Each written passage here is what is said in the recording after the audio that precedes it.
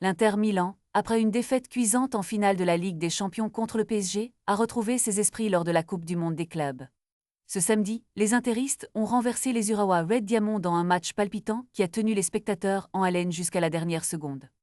Malgré une première mi-temps dominée avec 84% de possession, l'Inter a peiné à concrétiser ses occasions. Les joueurs de Christian Chivu ont montré des signes d'angoisse et de frustration, enchaînant les tentatives infructueuses. On a vu le capitaine Lautaro Martinez, habituellement si décisif, toucher le montant dès la 19e minute avant de proposer un retourné acrobatique magistral qui a permis à son équipe d'égaliser à la 78e minute.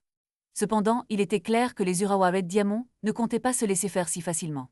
Après un superbe but d'ouverture de Ryoma Watanabe, l'équipe japonaise a longtemps été en tête et semblait sur le point de réaliser un exploit retentissant. Mais l'Inter, avec son incroyable détermination, n'a pas abandonné et a continué à pousser.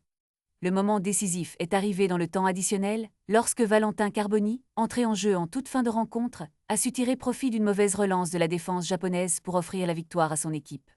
Ce but dans les dernières secondes a non seulement permis à l'Inter de remporter le match, mais aussi de prendre une option pour les quarts de finale de la Coupe du Monde des clubs. Ce succès est un véritable coup de fouet pour une équipe qui, après avoir subi une correction sévère en Ligue des Champions, semblait perdue.